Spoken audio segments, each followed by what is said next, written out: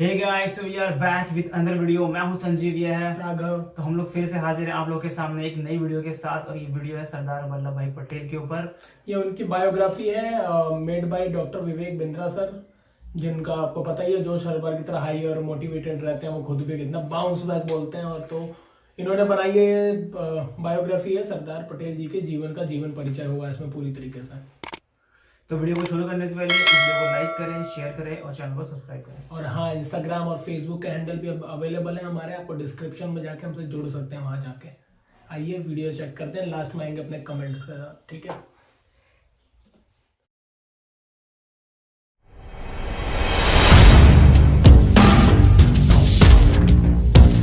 पूरी फॉर्म में आ चुका हूं। खड़े होकर सारी केस स्टडीज बना रहा हूं। Freedom fighter Netaji Subhash Chandra Bose, scientist Abdul Kalam पे वीडियो बनाया, बिजनेसमैन सर रतन टाटा पे, पॉलिटिशियन अटल बिहारी वाजपेयी। आज बात करेंगे लौह पुरुष सरदार वल्लभ भाई पटेल। नमस्कार, मैं Vivek Bindra, founder and CEO बड़ा बिजनेस.com। लौह पुरुष पहले होम मिनिस्टर और deputy prime minister, iron man of India बोलते थे उनको, बिस्मार्क ऑफ इंडिया। जर्मनी की कहानी वो बाद में बताता हूं आपको, पहले समझिए उनको आयरन मैन क्यों बोलते थे। छोटी उम्र में एक बार उनको फोड़ा हो गया, फोड़े में भर गई पस, वहां तक बहुत दर्द। डॉक्टर बोला कि इसमें तो थोड़ा जलता हुआ गर्म लोहा डालना पड़ेगा, फोड़ना पड़ेगा फोड़े को। बहुत मुश्किल था वो। डॉक्टर भी घबरा रहा था, माता पिता रिश्तेदार दोस्त बोले नहीं हो पाएगा नहीं हो पाएगा। छोटी उम्र में सरदार वल्लभ भाई पटेल अपने हाथ से उस गर्म जलते हुए लोहे को लिया और उस फोड़े को फोड़ दिया। एक्चुअली टॉलरेट करने की दर्द को ना बहुत बड़ी एबिलिटी थी उनके अंदर। फियरलेस थे, डरते नहीं थे। विल पावर उनकी बचपन से दिखती थी। आपने कभी सोचा है अगर सरदार वल्लभ भाई पटेल नहीं होते तो देश कैसा होता? अगर आप कश्मीर से कन्याकुमारी या अगरतला से अहमदाबाद तक अगर आपको जाना तो कम से कम 7-8 बार वीजा लेना पड़ता। सोच रहे हो मेरी बात को? अगर नॉर्थ से साउथ की तरफ चल रहे हो, कितनी बार वीजा, कितनी बार परमिशन लेना पड़ता। ये देश नहीं होता, ये कई देशों का एक कॉन्टिनेंट होता है इंडिया। अंग्रेजों ने जहां हिंदुस्तान को टुकड़ों में बांटा था, वहीं सरदार पटेल ने उस खाई को पाटा था। 31 अक्टूबर 1875 नाडियाड गुजरात के अंदर इनका जन्म हुआ। शुरू से शुरू करते हैं। पिता जावर भाई पटेल किसान और फ्रीडम फाइटर। 1857 के फ्रीडम मूवमेंट में उन्होंने भी बड़ा योगदान दिया था। आर्थिक स्थिति शुरू में कमजोर थी, दोस्तों से किताबें मांग के पढ़ा करते थे। 10वीं क्लास उन्होंने NK high school Petlad Gujarat के अंदर 1897 में पढ़ाई पूरी करी। बाद में उन्होंने लॉ की पढ़ाई करी, सेकंड रैंक लेकर के आए और राइट टू प्रैक्टिस लेके आए। लेकिन लॉयर ऐसे बने जो कि अनडिफीटेबल, उनको हरा नहीं सकता था कोई। शुरू में तो वो गांधी को पसंद नहीं करते थे। जब गांधी गुजरात क्लब आते भी है ना, तो वो बोले कि भाई ऐसे संडास साफ करके और ब्रह्मचर्य का व्रत करके देश में आज़ादी नहीं मिलने वाली। वो लॉयर थे उस समय, बहुत उनको जबरदस्त लॉयर हुआ करते थे। लेकिन 2 साल के बाद जब चंपारण का सत्याग्रह से वो बड़े प्रभावित हुए, उसको देख के से कहते हैं फलेन परचीयते। गांधी के जब उन्होंने फल को देखा, वो बड़ा प्रभावित हुए उससे। फलेन परचीयते मतलब फल परिचय कराता है कि जड़ कैसी थी। किसी पेड़ के बारे में जानना हो ना, पेड़ कैसा है, तो फले न परिचित है। उस पेड़ में अगर फल बढ़िया लग रहा तो मतलब पेड़ ठीक है। गांधी जी से उनकी मुलाकात 2 साल के बाद हुई थी, जब वो बॉम्बे प्रेसिडेंसी पॉलिटिकल कॉन्फ्रेंस में आए थे अहमदाबाद के अंदर 1917 में। और वहां पे गांधी जी से बड़े प्रभावित हुए कि उन्होंने resolution of loyalty to the British king, एक ऐसा डॉक्यूमेंट था रेजोल्यूशन ऑफ लॉयल्टी, यानी कि हमारे को बड़ा वफादार होना पड़ेगा ब्रिटिश राजा के लिए। लॉयल्टी का रेजोल्यूशन था कि कसम खाओ सबके सब, कर्मणा मनसा वाचा, आप सबके सब समर्पित हो अंग्रेजों को। तो उन्होंने, गांधी जी ने फाड़ दिया उसको। ये बड़े प्रभावित हुए उनसे। तब उन्होंने वहां से अपना कोट वोट फेंका फाड़ करके और बिल्कुल आग वाग लगा दी। मातृभाषा का प्रयोग करना शुरू किया। बोले पैसा तो बहुत कमा सकता हूं पर आजादी नहीं दिला पाऊंगा। उस दिन से धोती कुर्ता उन्होंने पहन लिया। फिर कई साल उन्होंने गांधी को सहयोग तो किया, पर 1928 में वो मौका आया जब वो एक्चुअल लीडर बन के निकले। हुआ क्या था कि गुजरात में जो कुछ किसान थे उनकी फसल खराब हो गई थी। बारदौली तालुका के थे किसान गुजरात में, और जो अंग्रेज थे, किसानों की फसल थी नहीं, 6 से 22% तक टैक्स बढ़ा दिया और बोला तुम टैक्स नहीं दोगे तुम्हारी जमीनें हड़प लेंगे। ये किसान पहुंचे गांधी जी के पास। गांधी जी बिजी थे, उन्होंने पहली बार सरदार पटेल को भेजा। तब तक वो सरदार नहीं थे, जब तक वो वल्लभ भाई पटेल हुआ करते थे। तो पटेल गए वहां, जाके उन्होंने पता किया कि भाई चक्कर क्या है, ये सारी की सारी जमीनें हड़प लेंगे अंग्रेज। तो पटेल ने एक आइडिया लगाया। क्या बोले कि मैं कुछ गुप्तचर बनाता हूं और ये पता लगाता हूं कि ये कौन से किसान की आज जमीन हड़पने वाले हैं अंग्रेज लोग। और इनको नियम मालूम था लॉयर होने के कारण कि या तो अंगूठा लगाएगा तब जमीन अंग्रेजों के नाम पे होगी, या साइन करेगा तब जमीन अंग्रेजों के नाम पे होगी। तो गुप्तचर से पता लगवाया कि आज कौन से किसान का घर नीलाम होने वाला है। और जैसे ही उसका पता लग जाता है कि भाई आज इस पटेल का घर नीलाम होगा, तो उसको पहले ही गायब कर देते थे। अब जब किसान गायब, अंग्रेज ढूंढे, भाई ये किसान किधर गया, ये किसान किधर गया। अंग्रेज हो गए परेशान। अब जिसका घर नीलाम करना हो वो किसान गायब हो जाए, जिसका घर नीलाम। इनके अपने गुप्तचर थे, ये पता लगा लेते थे कि आज अंग्रेज किसके घर जाएंगे। इतनी इनकी इंटेलिजेंस, सारे के सारे किसानों को एक एक करके गायब कराते थे, 2 महीने बाद वापस ले आते थे। अंग्रेज परेशान हो गए भाई, ना तो उनको मिल रहा टैक्स, ना उनको मिल रही जमीन। वो घबरा के उन्होंने माफी मांग ली। उन्होंने कहा कि भाई ठीक है 22% से वापस 6% ले आते हैं, कम से कम टैक्स तो मिलेगा। बारदोली की औरतें बहुत खुश हुई। वो बोली कि अब आज से आप केवल वल्लभ भाई पटेल नहीं, आज से आप सरदार वल्लभ भाई पटेल हैं। सरदार मतलब चीफ और लीडर ऑफ अ कम्युनिटी। किससे तो बहुत हो सकते हैं सरदार पटेल के, पर वो पहले प्रधानमंत्री क्यों नहीं बने, वहां से शुरू करते हैं। ये डिफाइनिंग मोमेंट है जिससे आपको उनका कैरेक्टर पता चलता है। बात 1946 की है। अंग्रेज वर्ल्ड वॉर 2 के बाद कमजोर पड़ चुके थे। आप जानते थे ना सुभाष चंद्र बोस जी जो करके गए, पिछला वीडियो तो आपने देखा है। अब अंग्रेजों ने डिसाइड कर लिया कि अब भारत को देने वाले हैं शासन वापस और हम चलेंगे अपने घर की तरफ। अब उसके लिए एक इंटरनल वर्किंग कमेटी कांग्रेस की बना ली गई और यह डिसाइड हुआ कि इस बार जो 1946 में अध्यक्ष चुना जाएगा वो पहले इंडिपेंडेंट कंट्री इंडिया का पहला प्राइम मिनिस्टर वही बनेगा। तो नया अध्यक्ष चुनना था। वर्किंग कमेटी में गांधी जी ने बोला चलो वोटिंग करा लेते हैं। वोटिंग कराया तो रूल यही है कि प्रांतीय कमेटी जितनी होती थी पूरे इंडिया में, जो अलग अलग रीजन से, अलग अलग स्टेट से, सब लोगों को चुनना था कि भाई वर्किंग कमेटी में आप किसको डिसाइड करोगे। तो वर्किंग कमेटी में गांधी, नेहरू, सरदार पटेल, आचार्य कृपलानी, राजेंद्र प्रसाद, खान अब्दुल गफ्फार खान, ये सब हुआ करते थे। और सारी प्रांतीय कमेटियों ने जब अपने अपने वोट दिए तो उस दिन वर्किंग कमेटी की मीटिंग जहां बैठी और वहां सब खोल के चेक किया गया तो कृपलानी हैरान हो गए और उन्होंने कहा कि एक्चुअली नेहरू के नाम पे किसी ने वोट नहीं किया पूरे देश में। 15 में से 12 लोगों ने सरदार पटेल के नाम पे किया, 2 लोगों ने कृपलानी के नाम पे किया और 15वें का पता ही नहीं चला। अब इसमें जब गांधी ने देखा कि भाई सारे के सारे सरदार पटेल को एक्चुअली वोट इसलिए करते थे क्योंकि उनकी ऑपरेशनल कैपेबिलिटी अच्छी थी, पूरे देश में उनका एक्सेप्टेंस था, सारे के सारे देश के लीडर्स उनको बड़ा मानते थे। अब वर्किंग कमेटी ने कहा कि ठीक है, प्रांतीय कमेटी ने जो किया, गांधी जी आपका क्या विचार है। गांधी जी ने वहीं पे तुरंत नेहरू से पूछा कि मैं नेहरू, तुम्हारे लिए किसी ने वोट नहीं किया, सबने सरदार पटेल के लिए वोट किया है, तुम्हारा क्या विचार है। गांधी जी ने औपचारिकता के लिए पूछ लिया तुम्हारा क्या विचार है। नेहरू ने कोई जवाब नहीं दिया। नेहरू ने मुंह नीचे कर लिया और मुंह नीचे करके चुप हो गए। गांधी जी ने बोला बोलो, उन्होंने मुंह नीचे ही रखा और जवाब नहीं दिया। गांधी जी को समझ आ गया कि नेहरू दूसरे नंबर की पोजीशन को एक्सेप्ट नहीं करना चाहते, प्रधानमंत्री वही बनना चाहते हैं। अंदर से गांधी की भी इच्छा थी कि इसको प्रधानमंत्री बनाया जाए। तो गांधी ने एक कागज निकाला और कागज पे कुछ लिखा, उसको फोल्ड करके वहीं सरदार पटेल को दे दिया। सरदार पटेल ने जैसे ही कागज खोला तो उन्होंने कागज फोल्ड करके वापस अपने जेब में रख लिया और वहीं उन्होंने बोला कि मैं अपनी दावेदारी अध्यक्ष के पद से वापस लेता हूं।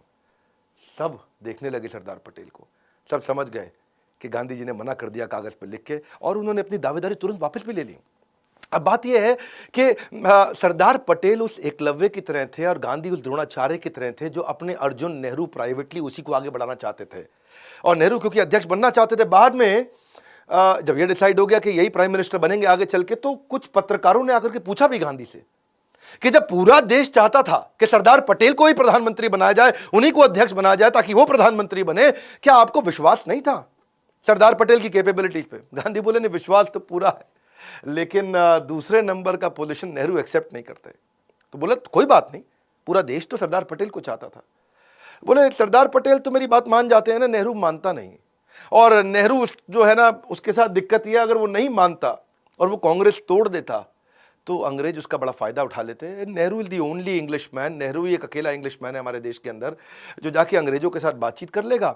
वो अपना बढ़िया सफारी सूट पहन के, हाथ में पाइप लेके, यहाँ गुलाब का फूल टांग के आगे चलेंगे। एक्चुअली पहले भी 1929 में, 1936 में, 1939 में भी गांधी ने सरदार पटेल को पीछे किया था। तेजस्वी मान अपना खोजते नहीं है, अपनी पैरवी बतलाकर पाते हैं जग में सम्मान, प्रचंड कर्म दिखलाकर। ऐसे थे सेल्फलेस और निस्वार्थ सरदार पटेल। पार्टीशन के समय में माउंटबेटन ने डिसाइड किया कि एक कमेटी बनाते हैं और डिसाइड करते हैं। देखो ये पार्टीशन जो था ना, ये एक ऐसा स्टार्टअप का डीमर्जर हो रहा था, एक तरह से समझो 2 नए देश बनने वाले थे।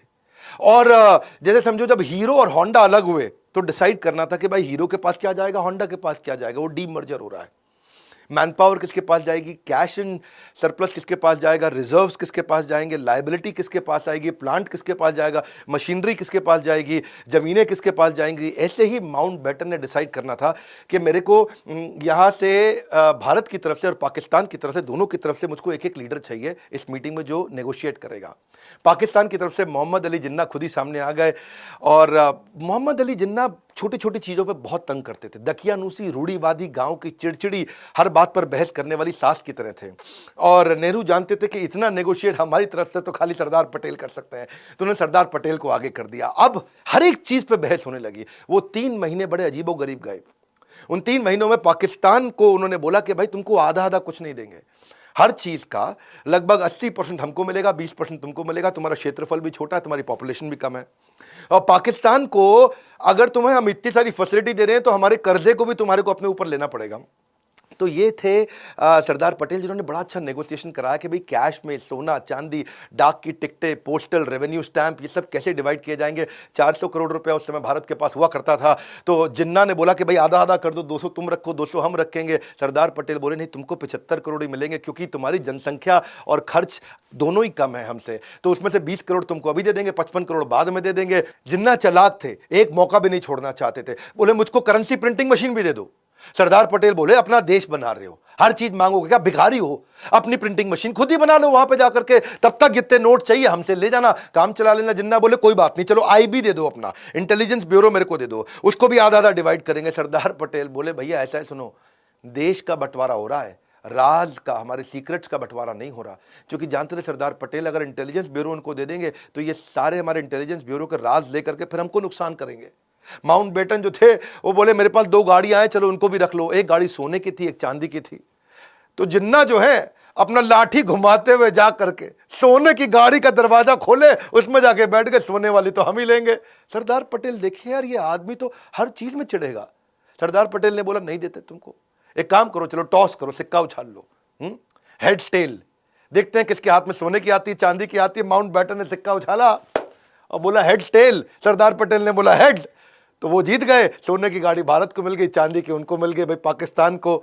सरदार पटेल जिन्ना को समझ चुके थे। जिन्ना ने बंटवारे के बाद भी तंग किया।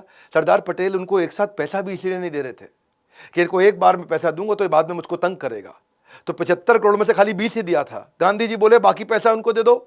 बंटवारे के बाद उन्होंने देखा कि जब जिन्ना दोबारा से आतंकवाद की सारी हरकतें उन्होंने शुरू कर दी, सरदार पटेल ने बोला अब तो पैसा नहीं दूंगा। गांधी जी बोले ठीक है, मैं अनशन कर लेता हूं। सरदार पटेल समझ रहे थे, गांधी जी बात बात पे अनशन कर रहे थे। वो उनके जाके चरण भी छूते, नहीं नहीं गांधी जी माफ करिए, मैं दे दूंगा, ये हमको भी तंग करेंगे। और सरदार पटेल सरदार भी थे, एकदम बहुत मजबूत भी थे। तो वो एक ऐसे व्यक्ति थे जो सारे माहौल के हिसाब से काम करते थे। कलकत्ता में इन्होंने दोबारा दिक्कतें करी, 5000 लोग वहां मारे गए, हिंदू मुसलमान के झगड़े हो रहे हैं। 7 सितंबर 1947 को उन्होंने एक आदेश दे दिया, दंगाइये को देखते गोली मार दो। हाँ, यहाँ पे लाहौर को, मैं दिल्ली को एक और लाहौर नहीं बनने दूंगा, क्योंकि वो मानते थे कि एकता ही देश की तकदीर है और जिसमें एकता नहीं है वो देश तो फकीर है। हजरत निजामुद्दीन में सारे मुसलमानों को जब दिक्कत आई, सरदार पटेल वहां पहुंच गए, बोले सारे मुसलमानों की रक्षा मैं करूंगा। भाई जो हमारे देश को मुसलमान वफादार नहीं हो, भले ही पाकिस्तान चला जाए, पर जो हमारे देश में रहेगा उसकी रक्षा मैं करूंगा। उन दिनों जिस समय जब ट्रेन पाकिस्तान से इंडिया आती थी तो उसमें हिंदुओं की लाशें होती थी, तो उन्होंने अमृतसर से मुसलमानों की लाशें भेजनी शुरू करी। तो सरदार पटेल खुद अमृतसर पहुंच गए कि ये तो वो शहर है जहां हिंदू और सिख और मुसलमानों के खून को जलियांवाला बाग से रंगा गया था। भाई सारे सिखों को ध्यान रखना पड़ेगा। और जाकर के उन्होंने वहां भी बोला कि भाई मुसलमानों को अब नहीं मारेंगे। समूहम सर्वभूतेषु, सरदार पटेल ऐसे व्यक्ति थे जो मुसलमान और हिंदुओं सबकी रक्षा करना चाहते थे। बेसिकली इनके कॉन्ट्रीब्यूशन में जो हिस्सा था ना, वो जो 565 रियासतें इन्होंने जोड़ी, सबको जोड़ करके भारत को अखंड बनाया, जो नेगोशिएशंस किए, वो सरदार पटेल का बहुत बड़ा कंट्रीब्यूशन था। ये साम दाम दंड भेद तीनों चारों किया करते थे। बातचीत की नीति हो गया साम दाम, भाई बातचीत करके 561 रियासतें इन्होंने साथ में कंट्रोल कर ली। जो नहीं माना जूनागढ़, तो वहां जाके भेद कर दिया जूनागढ़ के अंदर। जो बिल्कुल नहीं माना जैसे कि हैदराबाद, वहां जाके उनको दंड दिया। ऐसे व्यक्ति थे सरदार पटेल के, डसते नहीं थे, फन दिखा के डरा देते थे। जोधपुर जूनागढ़ में बड़ी दिक्कत आई। जोधपुर के राजा थे, वो सारी 22 की 22 रियासतें पूरे राजस्थान की, ग्रेटर राजस्थान की, वो जोधपुर से इन्फ्लुएंस थी क्योंकि जोधपुर बहुत बड़ा था। और वहां के जो राजा हनवंत सिंह थे, 1947 में वो धौलपुर के महाराज नवाब की मदद से, जो भोपाल वाले थे, उनकी मदद से जाके जिन्ना से मिले और जिन्ना के साथ उन्होंने नेगोशिएशन कर लिया। और जिन्ना ने उनको कन्विंस कर लिया कि भाई तुम, मैं कोरे कागज पे साइन करके दे देता हूं तुमको, महाराज हनुमंत सिंह ऑफ जोधपुर, जो तुमको चाहिए मुझसे ले लो। और डिसीजन ये हो गया कि कराची का बंदरगाह की सुविधा दे देंगे आपको, रेलवे के आने जाने की सुविधा दे देंगे, अनाज और शस्त्रों के इंपोर्ट एक्सपोर्ट की पूरी सुविधा दे देंगे। तो इनको इतना कंफर्ट आ गया, बोले हम तो जा रहे हैं पाकिस्तान में। और जोधपुर के इन्फ्लुएंस के चक्कर में राजस्थान की जो बाकी 21 रियासतें थी वो भी जोधपुर के पीछे पीछे चलती थी। उन्होंने भारत के साथ जुड़ने को मना कर दिया। सरदार पटेल के लिए बहुत दिक्कत आ गई। सरदार पटेल ने जो वीपी मेनन, ये वीपी मेनन पे एक वीडियो बनाना बनता है, बहुत जबरदस्त आदमी थे उनके टाइम के। उन्होंने इसको भेजा कि जाओ भैया तुम जोधपुर के महाराज से जाके मिलो और उनको बोलो इंस्ट्रूमेंट ऑफ एक्सेशन पर साइन कर दो, तुम भारत के साथ ही रहने वाले हो। जाके वहां वीपी मेनन पहुंचे तो जोधपुर के महाराजा ने रिवॉल्वर लगा दी उसके गले पे, बोला तुझको तो खत्म कर दूंगा। बेचारा वीपी मेनन वापस आया, समझ में आया इनको कि भाई सरदार पटेल को सुनने नहीं वाला। तो मैंने बताया ना, ये फन दिखा के डराते थे। इन्होंने जोधपुर के राजा को बोला दिल्ली आओ मुझसे मिलने के लिए। जोधपुर के महाराज जब दिल्ली पहुंचे, हनुमंत सिंह को मिलने के बाद बोले कि तुम्हारे जो पिता है ना वो मेरे बहुत अच्छे दोस्त थे और तुम्हें मेरी देख रेख में छोड़ के गए हैं, और मेरी बात समझ लो, अगर तुम ऐसे नहीं मानोगे तो पिता के रूप में आकर के ऐसा दंड दे के तुम्हें सुधारूंगा, अकल आ जाएगी तुमको। और उनको, क्योंकि ना इनको मालूम था कि जैसलमेर, बीकानेर, ये सब कोई साथ में नहीं आया और ये पाक के साथ जाके मिल गया। अगर पाकिस्तान के साथ और राजस्थान पाकिस्तान के पास चला जाता तो पूरा राजस्थान मिला के पाकिस्तान दिल्ली के नजदीक आता। और किसी देश की राजधानी अगर बाजू वाले देश के बिल्कुल नजदीक हो तो देश की राजधानी पर खतरा बढ़ जाता है।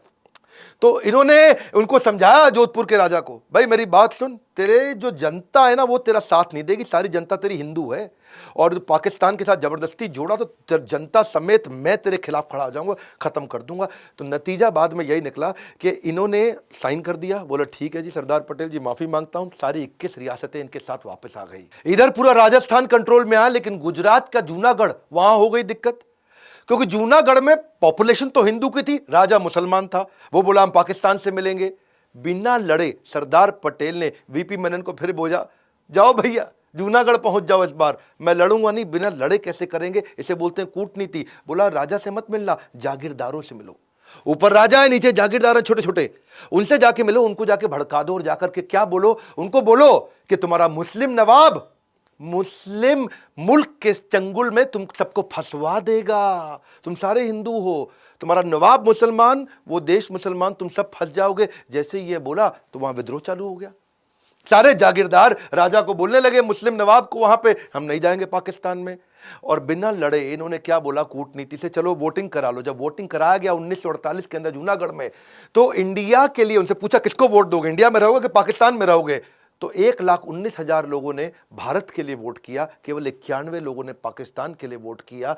यहां से जूनागढ़ वापस आया। हैदराबाद में ज्यादा दिक्कत थी क्योंकि हैदराबाद बड़ा बहुत था, वो इतना बड़ा था, आज का हैदराबाद नहीं, आंध्र प्रदेश, तेलंगाना, कर्नाटका, मध्य प्रदेश, छत्तीसगढ़ के काफी इलाके हैदराबाद में आते थे। हैदराबाद भारत देश का पेट था, पेट का बन चुका था कैंसर। और जो वो हैदराबाद के निजाम का सलाहकार था वो बहुत पागल आदमी, कासिम रिजवी, उसके साथ दिक्कत। 12 जून 1947 को भारत आजाद हुआ नहीं, उसने पहले ही अपने आप को घोषित कर दिया हम आजाद हो चुके हैं। अब कितना सरदार पटेल उनको समझाए, ये उल्टा धमकी दे दे। ये बोले हम सबसे अमीर हैं, सबसे शक्तिशाली हैं, वास्तव में शक्तिशाली थे, और हमारे पे कोई कब्जा कर नहीं पाएगा, और भारत तुम्हारी क्या औकात, हम सेपरेट देश हो चुके हैं। अच्छा, पटेल युद्ध करना नहीं चाहते थे क्योंकि वैसे ही इंडिया पाकिस्तान का बहुत जरा टसल चल ही रहा था, और ये, लेकिन हैदराबाद वाले मान नहीं रहे। इन्होंने पाकिस्तान को 20 करोड़ रुपया उधार दे दिया, पाकिस्तान को और एम्पावर किए जा रहे थे, और ताकि पाकिस्तान कश्मीर में लड़ने के लिए भारत के खिलाफ हथियार खरीद सके। हिंदुओं का बलात्कार कर रहे, हत्या कर रहे, लूटपाट कर रहे। तो हैदराबाद एक ऐसा कैंसर था। अच्छा, इन्होंने कई डिस्कशन कर ली वहां निजाम के साथ में, और कई बार उन्होंने अग्रीमेंट ब्रेक कर दिया। आखिरी बार बोला सरदार पटेल ने, खत भेज रहा हूं तुमको, आखिरी मौका दिया जा रहा है। निजाम जब नहीं माने, पटेल ने सैन्य कार्रवाई का आदेश दिया। 5 दिन लड़ाई हुई, 5 दिन में हैदराबाद की फौज ने घुटने टेक दिए। हैदराबाद पूरे देश के अंदर वापस आकर के मिल दिया। इसी तरह कश्मीर में दिक्कत आ रही थी। अब कश्मीर में दिक्कत क्या थी, वहां के राजा थे हरि सिंह, वो कहते हैं भाई हम भी नहीं मानेंगे, है जी, हमाऊ अलग देश, है जी, हमारा ही अलग देश हो गया। राजा हरि सिंह बोले यार मेरा तो प्लान ही अलग है, मैं इसको स्विट्जरलैंड बना दूंगा, कश्मीर बड़ा खूबसूरत है, इसको स्विट्जरलैंड बनाऊंगा, मेरी ज्योग्राफिकल कंडीशन बहुत अच्छी है। लेकिन हुआ क्या, अभी तो वो आके भारत में मिले नहीं थे। हुआ ये कि वहां से वो इंडिपेंडेंट रहना चाहते थे, वहां से पाकिस्तान ने क्या गलती कर दी, 22 अक्टूबर 1947 को कबालियों के माध्यम से उन्होंने JNK पे हमला कर दिया, और कश्मीर के जो लोकल मुस्लिम थे वो कबालियों के पाकिस्तानियों के साथ मिल गए। और जैसे ही वो पाकिस्तान के साथ मिल गए, राजा हरि सिंह बहुत दिक्कत में आ गए। अब मौका ढूंढते हैं सरदार पटेल, बिना लड़े इस बार फिर उन्होंने कहा वीपी मेनन जाओ जम्मू पहुंच जाओ, और जम्मू गए, वीपी मेनन को भेजा वहां जाकर के और उनको बोला हम है ना आपकी सहायता करने के लिए। और वीपी मेनन आ गए, बोले ये जितने कबालिए हैं ना इन सबको ऐसे उड़ा देंगे 2 मिनट में, तुम बिल्कुल टेंशन मत लो, तुम खाली कागज साइन कर दो कि तुम भारत के साथ रहोगे। और इंस्ट्रूमेंट ऑफ एक्सेशन लेके गए कि भाई हम तुम हमारे साथ मिलने वाले हो, और जाके राजा हरि सिंह ने तुरंत साइन कर दिया, बोला मरता क्या ना करता, मेरे को भारतीय फौज की मदद चाहिए इस समय, कबालियों से हमको बचा लो। और भारतीय फौज वहां पहुंच गई, कबालियों को उखाड़ के खत्म कर दिया। ये ऐसे व्यक्ति थे सरदार पटेल, इन्होंने पूरे भारत को एक किया, एक धागे में पूरे भारत को जोड़ दिया। आज हमारा भारत इतना बड़ा समृद्ध शक्तिशाली है, यहाँ की मैनेजमेंट ऑपरेशंस को तेज किया। अंग्रेजों के टाइम के जो आईसीएस हुआ करते थे, इंडियन सिविल सर्विस, इन्होंने इनको आईएएस बना दिया, क्योंकि इंडियन सिविल सर्विस के लोग वो book keeping, accounting, warehouse management, छोटे छोटे काम करते थे। इन्होंने आईएएस को एम्पावर किया कि वो प्रशासन में सहयोग करे, कानून को लागू करे, लॉ एंड ऑर्डर अच्छा करे, एग्जीक्यूशन की स्पीड तेज करे, पॉलिसीज बनाए, इंपोर्ट के डिसीजन ले, secretary, joint secretary, additional secretary, magistrate, वो सारे इन्होंने तैयार कर दिए। और बाद में फिर आगे चल के जो शेख अब्दुल्ला आए, उन्होंने जम्मू एंड कश्मीर के लिए अलग स्पेशल स्टेटस की डिमांड करी, उसको स्वीकार भी कर लिया। लेकिन सरदार पटेल जानते थे कि आज ये इंडिपेंडेंट स्टेटस मांग रहे हैं, आगे चल करके ये इंडिपेंडेंट कंट्री बनने की कोशिश करेंगे। हुआ भी यही। सरदार पटेल ने उस समय में आर्टिकल 370 में एक मामूली सा बदलाव कर दिया, छोटा सा बदलाव। और क्या लिखा? संसद जब चाहे राष्ट्रपति के अप्रूवल से धारा 370 को खत्म कर सकती है। आज हमारी सरकार ने उसी का फायदा उठा करके जम्मू कश्मीर को पूर्ण रूप से भारत में मिला लिया है।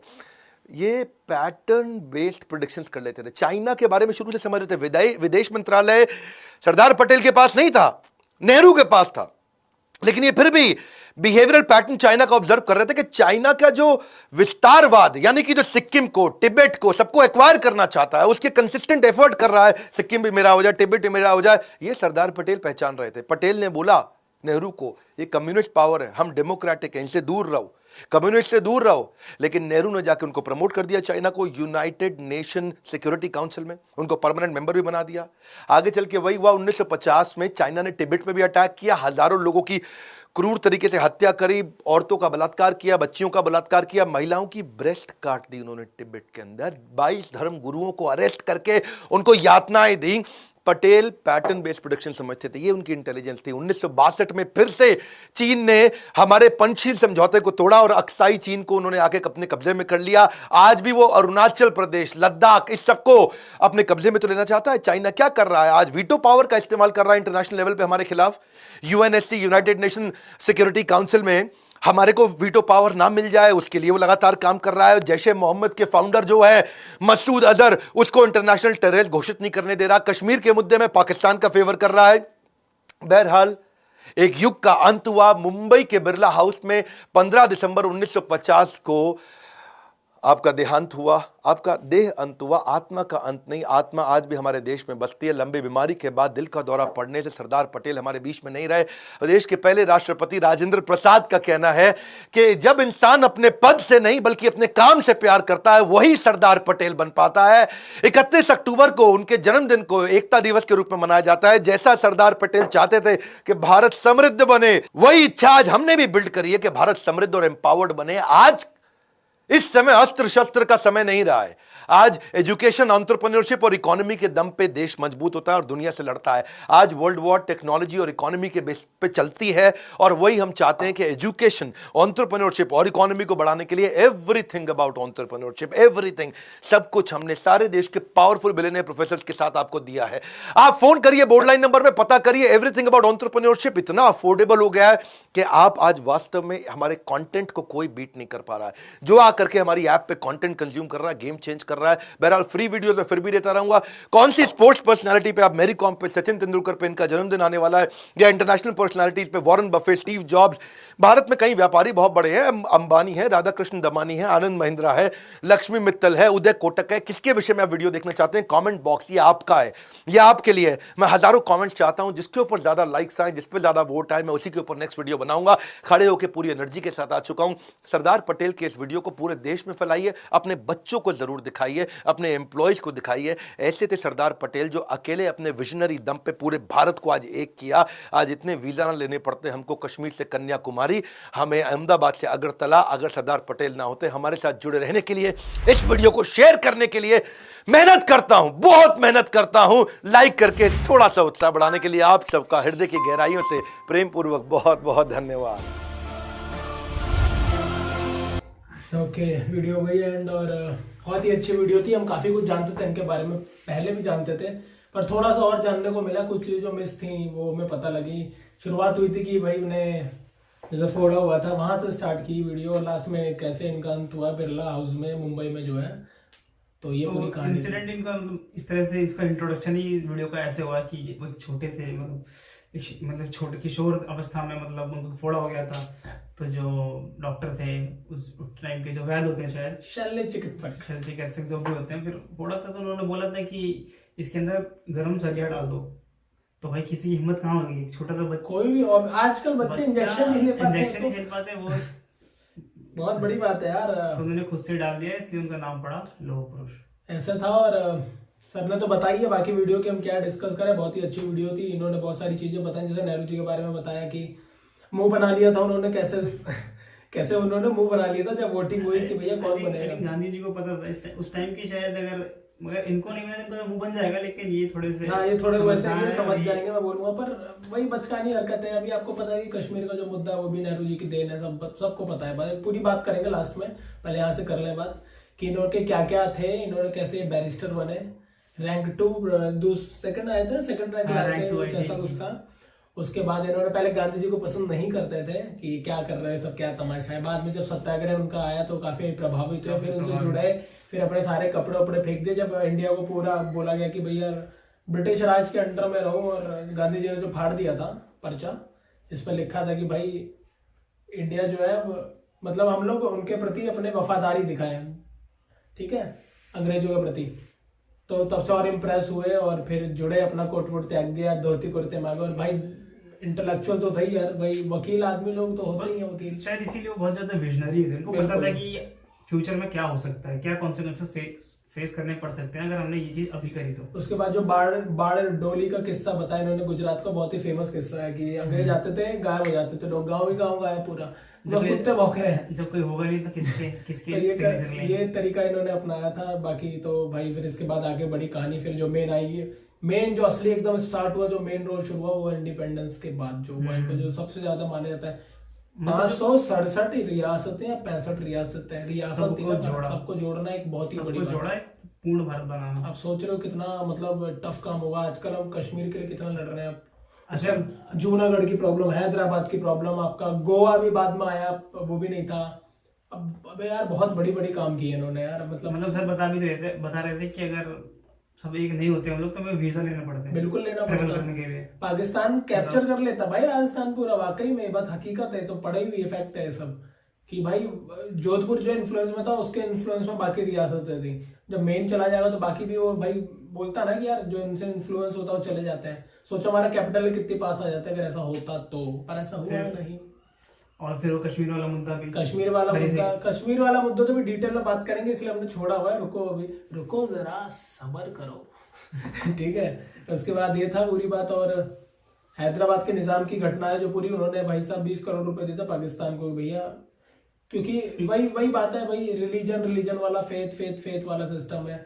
जूनागढ़ में तो हमने ले लिया, पाकिस्तान कहता पाकिस्तान अभी जूनागढ़ का भी अभी नया उनका मैप आया है जो अपने प्राइम टाइम में दिखा रहे हैं। वो जूनागढ़ को अपने में दिखा रहे हैं और कश्मीर को अपने में दिखा रहे हैं। अभी आपको बता दूं, नहीं पता हो तो, वहाँ के प्राइम टाइम में जो चैनल चल रहे हैं वहाँ पे दिखाया जाता है मैप ऐसा। तो मैप में दिखाने से कुछ नहीं होगा, भारत का हिस्सा है, था और रहेगा, ये बात याद रखना दिमाग खोल के। और देखो कितने तेज थे जिन्ना, इतने तेज थे, जिन्न थे वो, जिन्ना नहीं जिन्न थे, ठीक है, इतने तेज भाई। गाड़ी वाले इंसिडेंट इतने चतुर गाड़ी में जाकर बैठ के भाई सोने की गाड़ी चाहिए तुमको, इतनी हंसी आई थी मेरे को, क्या बताऊं।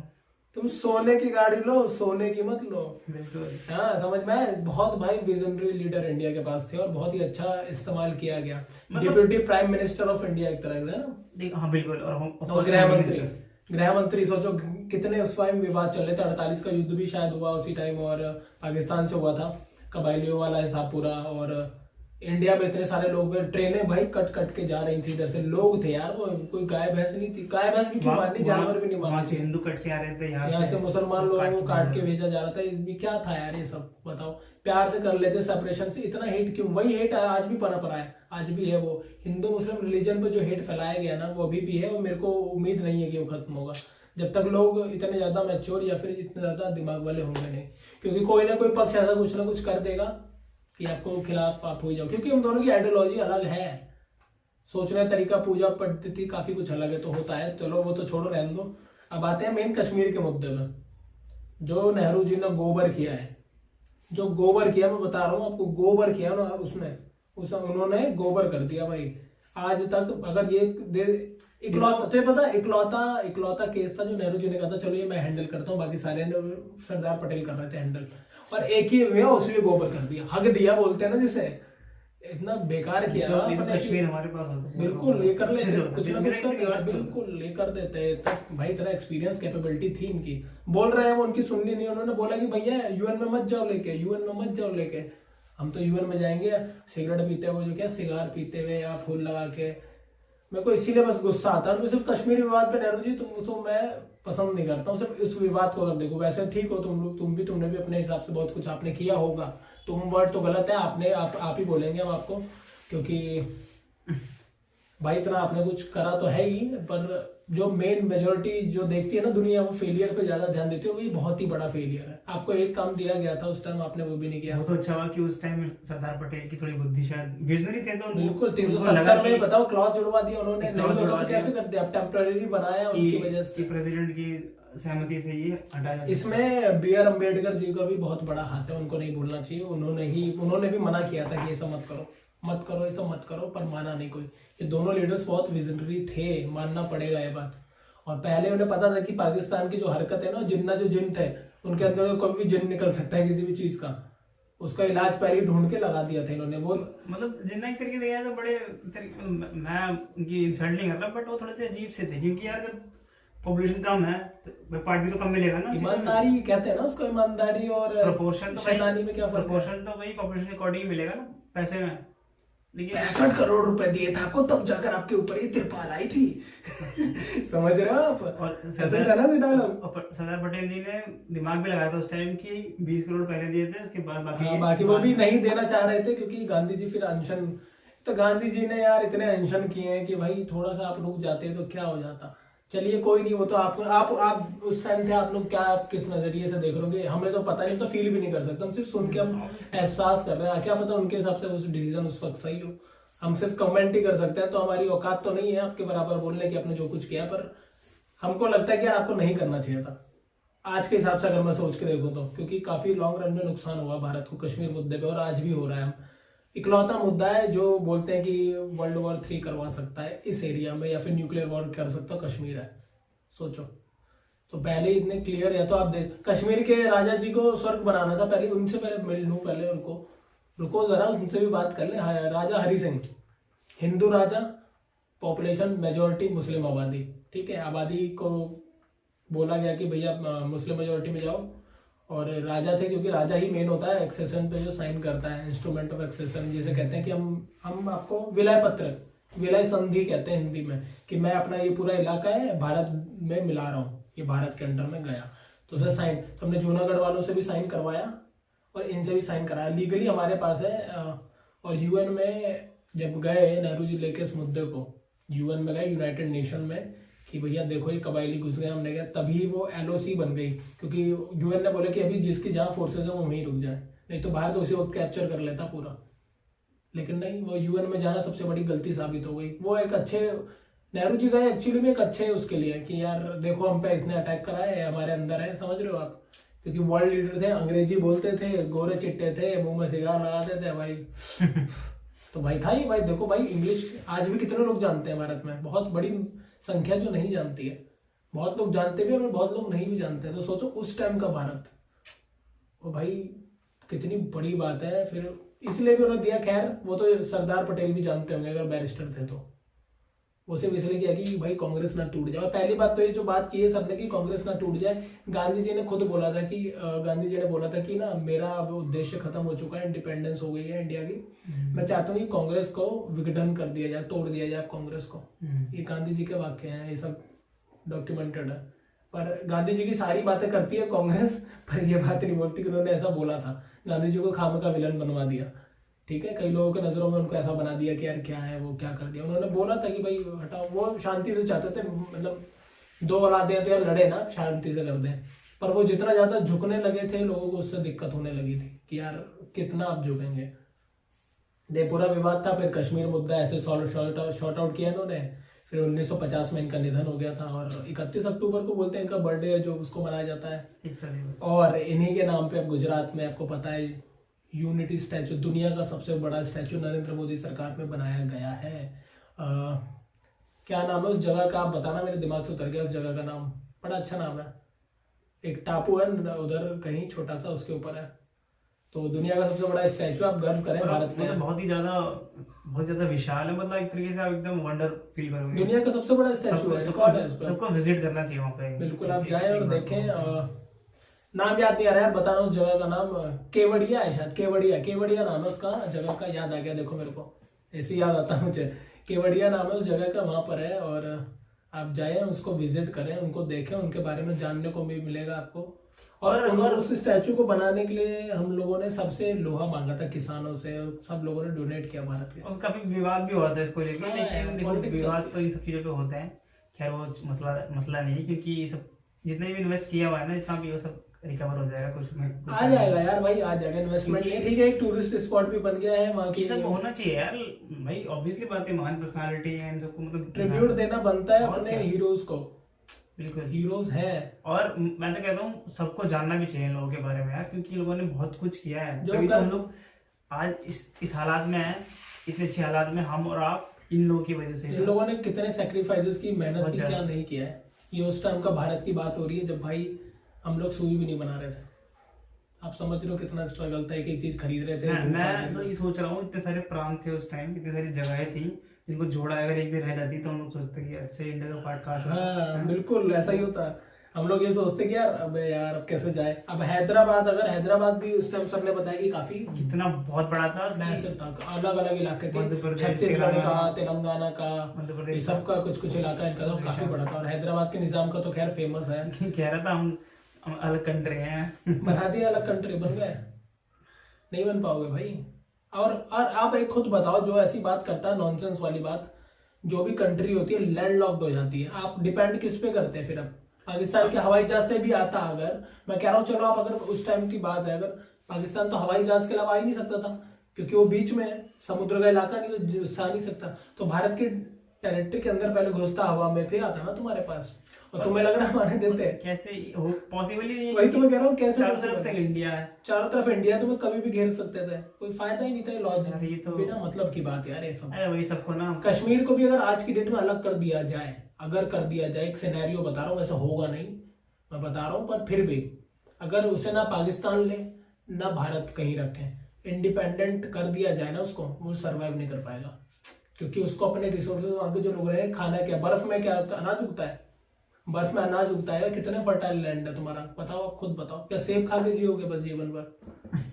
सोचने वाली बात है ना भाई, चाहिए वो चीज, पानी पियोगे या फिर सब कुछ चाहिए होता है, एक रिसोर्स चाहिए होता है कंट्री को रन करने के लिए, पूरे लॉजिस्टिक सिस्टम होता है, नहीं है वो, आपको रहना पड़ेगा साथ किसी ना किसी के, और किसी के साथ नहीं रहना पड़ेगा, हमारे साथ ही रहना पड़ेगा, आप हो हमारे ही पार्ट, क्योंकि हम लोग बेस्ट है हम लोगों के लिए, याद रखो, अपॉर्चुनिटीज क्रिएट कर रहे हैं, मॉल बना रहे हैं वहाँ पे, इतना बड़ा मॉल बना रहे हैं।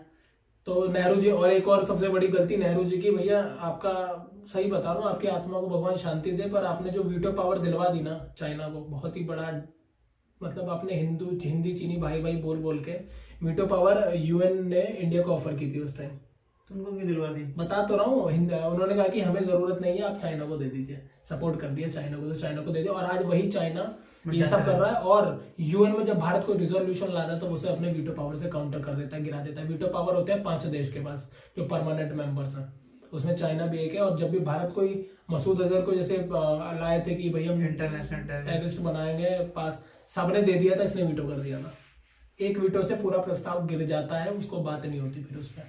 तो इतना बड़ा नुकसान, और भारत इसी के चक्कर में लगा हुआ है। तरीके से एक तो बेवकूफी तो है ही, तुमको ऑफर कर रहे ये हैं, करा जा रहा है, तो ये नेहरू जी को जो लोग हेट करते हैं, नेहरू जी को जो इन सब हेट, चीजों की वजह से ही करते हैं। हाँ बिल्कुल, नेहरू जी को जो हेट मिलता है ना, वो एक्चुअली में इन सब चीजों की वजह से मिलता है कि वो उन्होंने मेजर ब्लंडर्स किया देश के लिए। उन्होंने अपनी छवि बचाने के लिए देश की छवि तो नहीं बोलूंगा, देश की काफी चीजें खराब कर दी।